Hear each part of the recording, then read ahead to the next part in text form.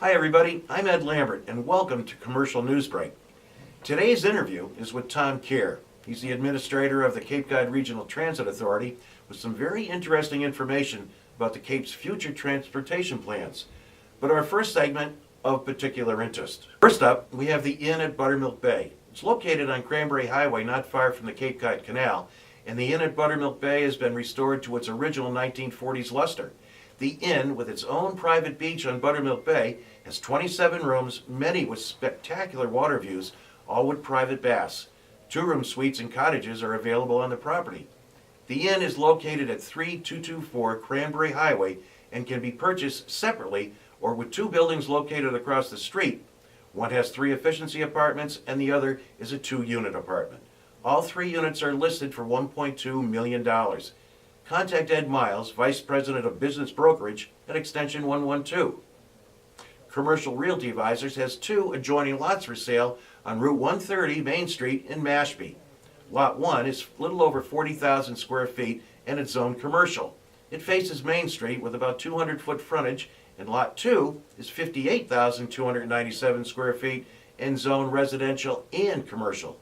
Lot 2, if not combined with Lot 1, faces a Shumet Road. Main Street, which is Route 130, is a major road that connects Sandwich and Mashpee and has moderate to high traffic. Plot plans are available upon request. Lot 1 is being offered at $325,000, Lot 2 at $375,000. Call Dick Shepherdson at extension 129.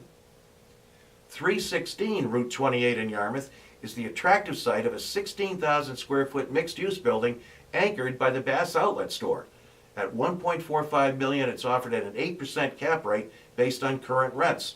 It's got significant upside if it's fully tenanted or repositioned, and it's a great option for someone with a new business to call home or an investor to add value and reap the benefits. For this one, contact Chris Bailey at extension 132. Next up, we have an offering of a franchise business for sale. Pack Mail, the Marston's Mills, a packing and shipping business, was established 22 years ago on busy Route 28 in the Windmill Plaza, right across from the CVS. When you invest in Pack Mail, the franchise, you're gaining partners with nearly 30 years of experience and proven success. Backed by a strong business model, diversified services, and helpful resources. The business includes goodwill, signage, equipment, and inventory. Pack Mail at Marston's Mills is being offered at $100,000. Contact Bill McKenzie at extension 111 for more details.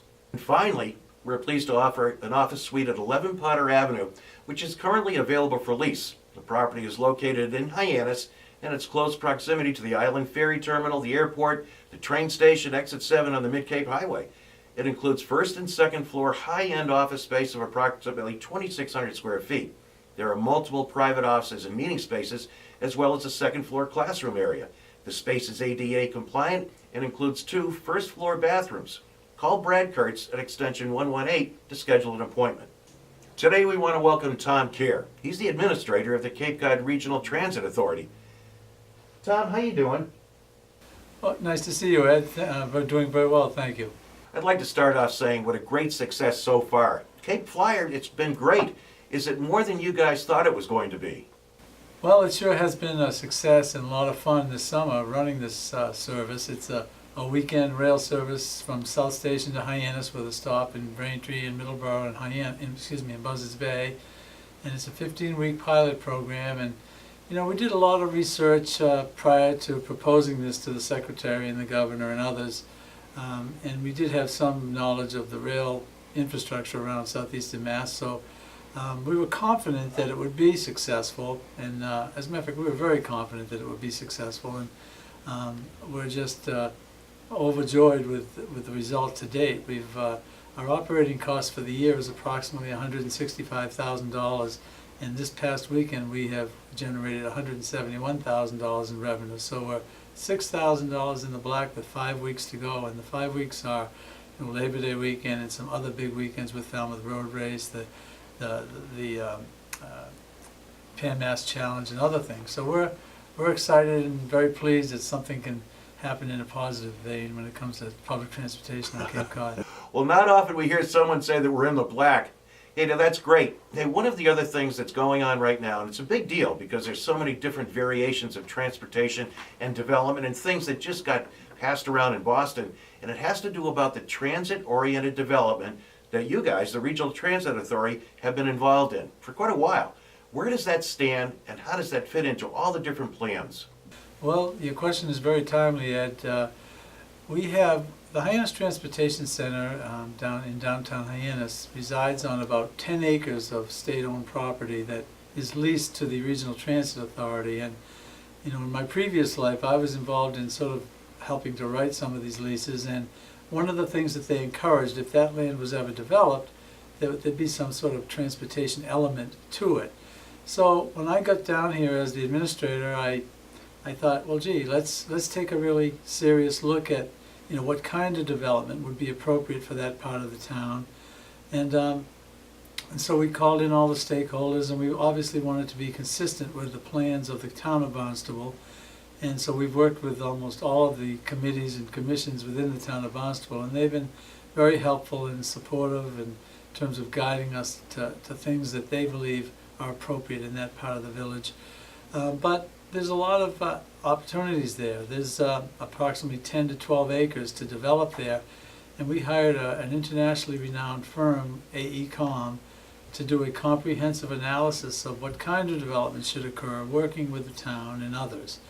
And they've just completed their study, and they're in the process of preparing the narrative to get to me by the end of this month, August 30th or so. September 2nd, I think, is the day they're going to give me the final report. But it speaks to the kind of development that is appropriate and meets the various zoning guidelines and things of the community.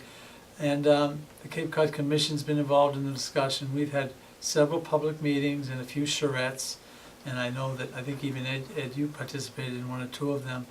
And I think that because there's a real issue within the community about parking, with the steamship and High Line and Main Street parking being challenging at times, that there'll certainly be a parking component that emanates from this study. The plan calls for, I said when we hired AECOM, I didn't want a study that would just be done and then put on a shelf like a lot of studies you've heard of over the years, and I hear on your radio station about some state studies that go in that line. I wanted some absolute action items to take place. So what they've done is 0 to 5 years, 5 to 10 years, and 10 years and beyond, the kind of development that should be happening in those time frames. And I'm very encouraged. There's a retail piece that's consistent with the way the town thinks needs to happen, but there's a hotel and conference center being suggested. The parking, as I mentioned, is obviously important. There's some housing because it's transit-oriented development. One of the objectives is to provide some affordable housing or housing near a transit facility so that people can get to where they need to go via transit without their cars. And one of the other things that I've tried to do over the last couple of years is to create a Cape-wide 400 square mile public transportation system that goes into all 15 communities. So in the old days when you had the B-bus, which was good, you could take it, but sometimes took a long time to get to a doctor's appointment and back. Now you can get to where you need to go in any of the Cape Cod communities in a relatively timely fashion. So the development will happen relatively soon, and there's talk about perhaps bringing a registry of motor vehicles into this piece as well. Obviously the Puffer Bellies piece is in very close proximity, and we haven't really determined yet what will occur with that particular parcel. We've talked to the owner, and we'd actually like to purchase it somehow so that it can be a rail museum or something else other than what it is now. But we'll have to see what the final report suggests in that regard. But it's exciting, and I think it's going to do a lot to enhance economic activity in that part of the village, and there'll be green space as well. And the parking, the surface parking that exists now will be green parking garages, and there'll be walking trails and pedestrian trails that connect with Yarmouth and the like. So it's a very well done study. It's not just, as I said, a study that's going to be put on a shelf. It's got some very good ideas and suggestions, and by the end of this month we'll call back all of the stakeholders and suggest to them where we think we should go from here. Sounds terrific, Tom. The only thing I haven't heard is casino. Is there no casino involved in the study right now? Well, no, I know there's been a lot of talk statewide about locating a casino somewhere in southeastern Mass, but we haven't considered that in this particular plan. Hey, Tom, one of the things that just transpired up at the State House, and it seems like it's an awful lot of revenue enhancement coming our way down here in transportation end of things. Does any of that revenue head toward you guys in the Regional Transit Authority and thinking about what are you going to do with it? It does, Ed. We get state contract assistance. We get a subsidy from the state. All of the 15 regional transit authorities around Massachusetts receive subsidies called state contract assistance. And the legislature just proposed a bill and passed a bill. I think, well, the governor, ultimately vetoed it, but the legislature overrode his veto, which will provide approximately 800 million new transportation dollars throughout the Commonwealth. And you know, our gas tax will now be going, I think, to 26 cents a gallon, and so a lot of that money is earmarked for the purposes of regional transit. So yeah, we will benefit from that, and we're going to be looking at extended evening service, extended weekend service, and those type of things will be considered when we see the resources. Tom, thanks very much for coming in. You know, what you're talking about in conjunction with the whole corridor from Exit 7 on down to Route 28, from the Hyannis Access Study, which goes from Route 28 to the airport rotary, and all of this fits together. And you guys at the RTA seem to be right in the middle of all the activity. Well, thank you very much, Ed. We have an extraordinarily talented staff over there, and they're all very passionate about some of these new initiatives that we propose and work on. So it's been a lot of fun, and if we can help in the development of Cape Cod in a more appropriate fashion, we will continue to do that. Tom, once again, thanks so much for joining us at Commercial News Break. Thank you. Thank you for joining us at Commercial News Break. If you'd like any more information about Commercial Realty Advisors or our properties, please call us at 508-862-9000 or visit our website at comrealty.net. I'm Ed Lambert.